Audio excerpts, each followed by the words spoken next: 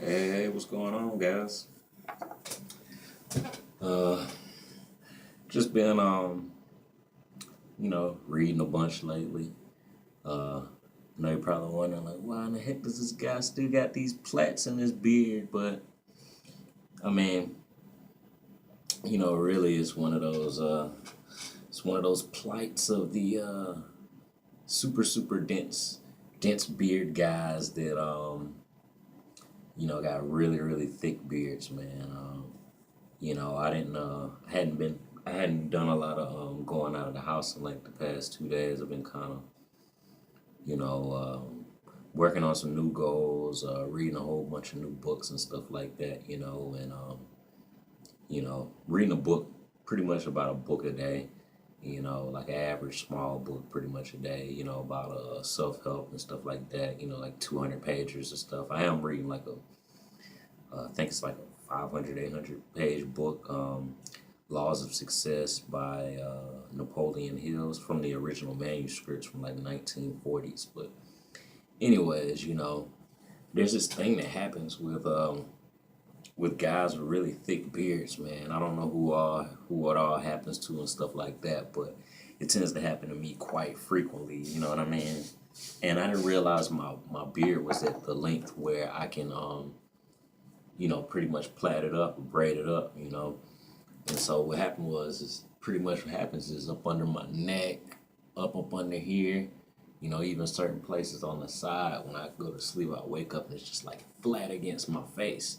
It's like just matted up against my face. And I think that I think that's the sort of thing that happens when you're, you know, within this particular length. I think when your beard's like maybe, shorter than this brush length and it's very dense, like, for me that's like, down to my, right in my chest or something like that. But I think what happens is as your beard is at that particular length and it's shorter than that, then if you check out Gray Bailey has a couple of videos talking about and I'm not sure what the title of the video is, but it describes about the curl pattern of your beard, and one of the things is he talks about how your beard has like a C curl, and then it inevitably turns into a S curl as the C's connect, and that you can kind of stretch the hairs out with the blow dryer and all that kind of stuff.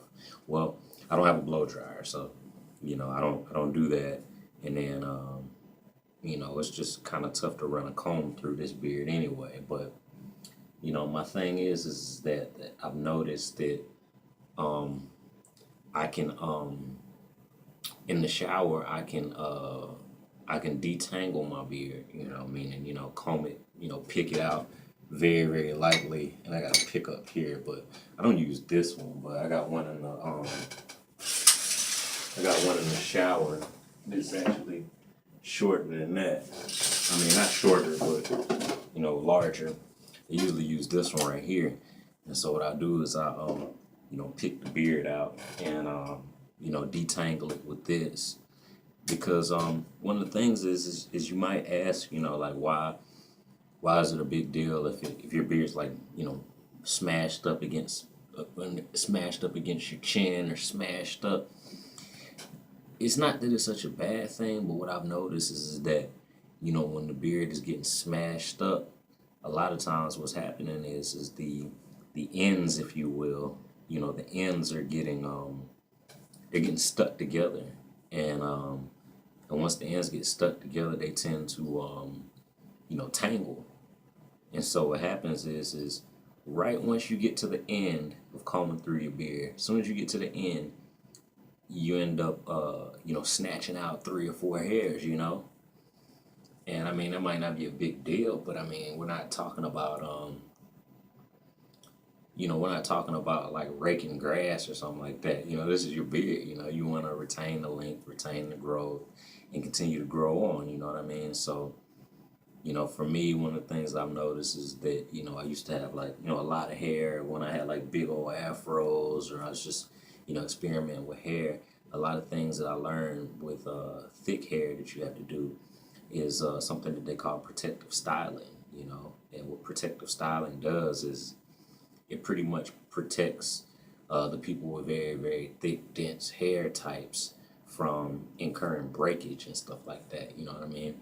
But at the same time, if you oil something while it's braided or oil something while it's plaited, you can get a more even distribution of moisture and oil and things of that nature that continue to keep your hair at optimum health, and keep it away from breakage and stuff like that. So, that's a good thing. And I didn't realize that I knew already some methods that would help my beard, just from things that I learned from my hair, so that's just one of those things. I've been learning a lot about tangling lately, so that's what I've really been you know practicing more. So I know the last video that I did was like the results of taking down the plaits in the beard, but it was interesting. Right after I got finished with that video and I got ready to get in the shower, I actually I detangled once again. And I used a shampoo brush and kind of exfoliated the skin up under there. I'm not sure if you're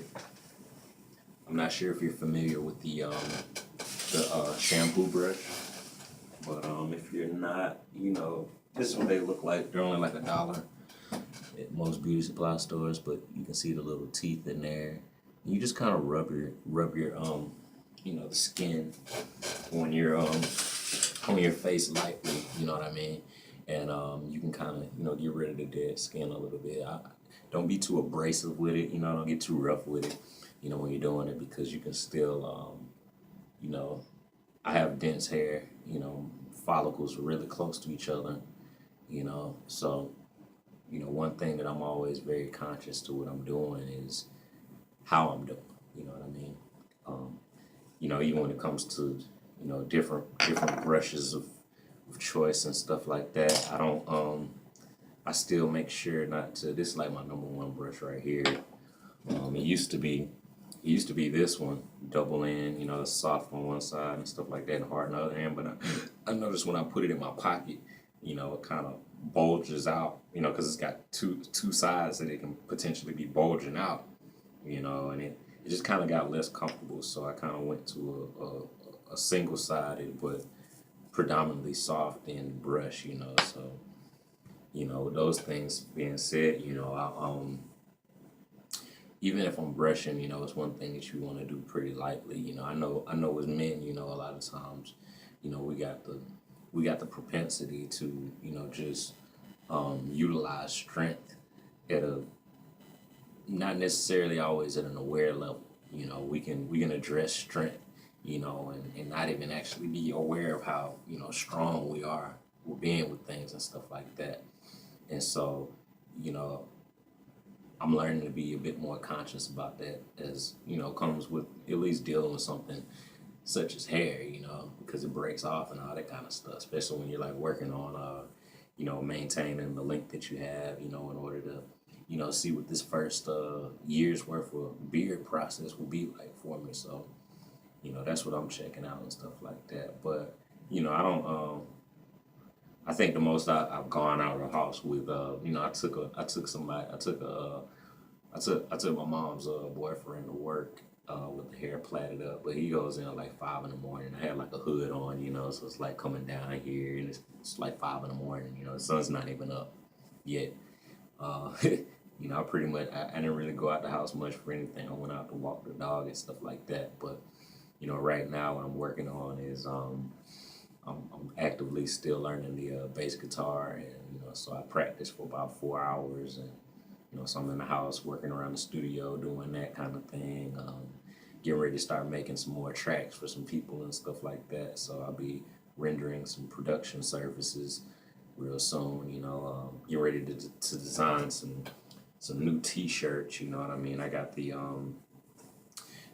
Aeronautics brand. I've always been in the planes and stuff like that. And these, sidebars on the beard channel. But,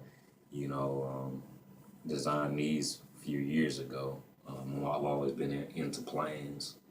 So I designed those some years ago. And I got a couple other ones, with some astronauts on them and all that kind of stuff. I sell those on I got an online store somewhere else with Teespring, and I submit my designs on there and stuff like that. But all around artist, so I don't necessarily have to leave the house much at all to do any of my work. So it's an amazing plus, man. I render high quality artistic services and media services and musicianal services and coaching and different things like that. Self improvement and all those different kind of things. So, when I do go out the house and I'm flat out the beard.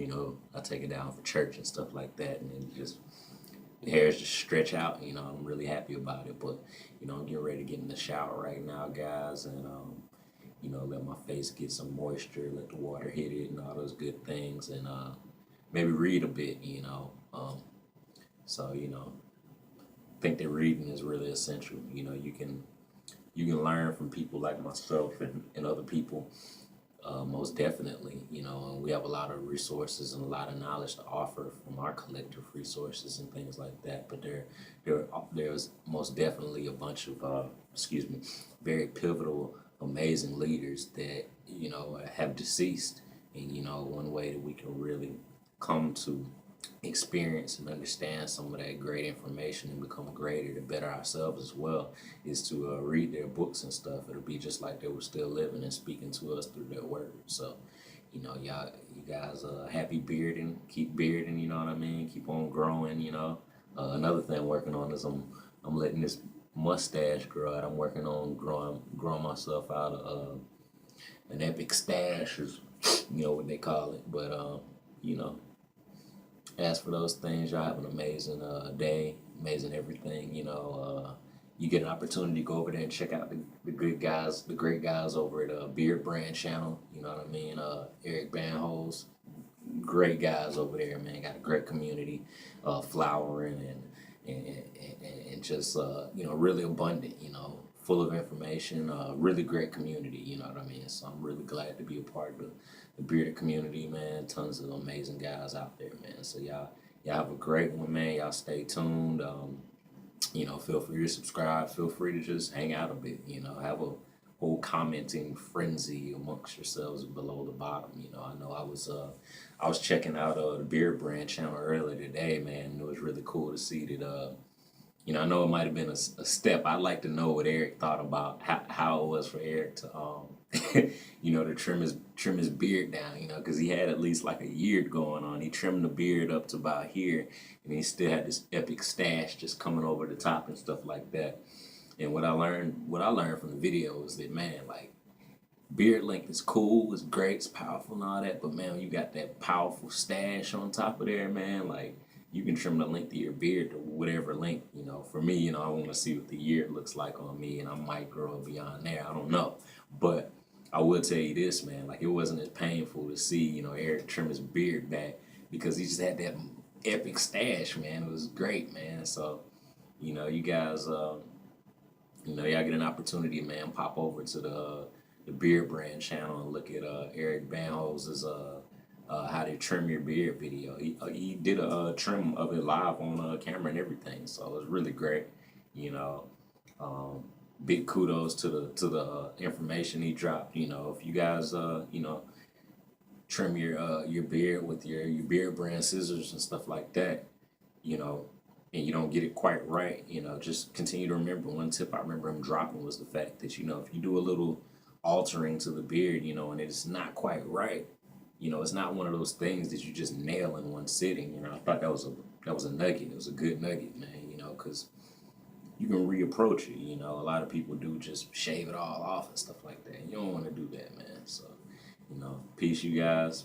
Have a great, amazing everything, and I look forward to, rapping with you guys a bunch on the next one.